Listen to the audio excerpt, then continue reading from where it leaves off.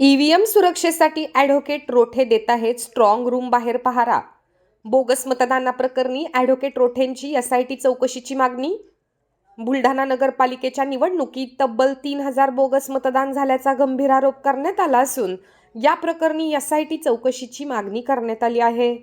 विशेष म्हणजे ज्या ठिकाणी ईव्हीएम मशीन्स ठेवलेल्या आहेत त्या बुलढाणा नगरपालिकेतील स्ट्रॉंग रूम बाहेर ॲडव्होकेट सतीशचंद्र रोठे यांनी काल 6 डिसेंबरपासून स्वतः पहारा देण्यास सुरुवात केली आहे.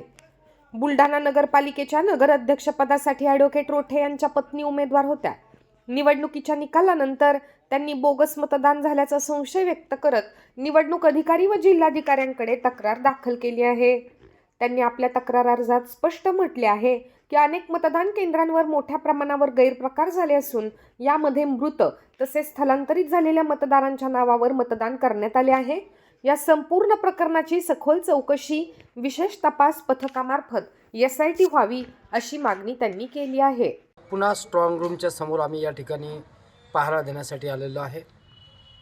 बुलढाणा शहरातील सुज्ञ मतदारांनी आपल्या उमेदवाराप्रती दाखवलेला विश्वास, तुमचा अधिकार जतन करून ठेवण्यासाठी खऱ्या अर्थानं एक बुलढाण्याचा प्रथम सेवक म्हणून आम्ही या ठिकाणी पहारा आणि सुरक्षा यंत्रणेवर देखरेख ठेवण्याचा प्रयास करीत आहोत.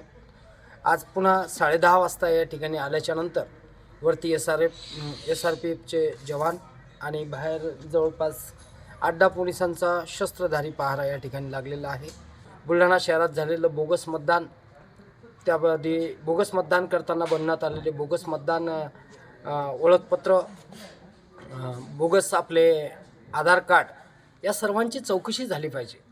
आणि 3,000 बोगस मतदान आपल्या बुलढाणा शहरात झाल्याचं प्राथमिकदर्शा या ठिकाणी समोर येत आहे. बरेचसे मतदानाला जाण्यापूर्वीच त्यांच्या जागी मतदान झालेलं आहे. त्यांची कोणतीही तक्रार त्या ठिकाणी नोंदवून घेण्यात आली नाही. त्याचबरोबर त्या ठिकाणी बॅलेट पेपर त्यांना देऊन त्यांचं वोटिंग करण्याचा अधिकार त्यांना असतानासुद्धा काही 100-150 लोकांचंच फक्त त्या ठिकाणी पुनर्मतदान झाल्याच्यानंतर त्यांचं बॅलेटवर मतदान घेण्यात आल्याची गोपनीय माहिती आमच्यापर्यंत आलेली आहे. परंतु बाकीचे 2800-2900 लोकांना परत जावं लागलं. त्यांना तक्रारही नोंदवण्याची या ठिकाणी कोणतीही सूचना किंवा तशी सुविधा या ठिकाणी उपलब्ध नव्हती. त्यामुळे मोठ्या प्रमाणात बोगस मतदानाचा घोळ बुलढाणा शहरात झालेल्याचा संशय आम्हाला आहे. त्या अनुषंगानं या सर्व प्रकरणा SIT मार्फत चौकशी झाल्यास दूधचं दूध पाणीचं पाणी होईल.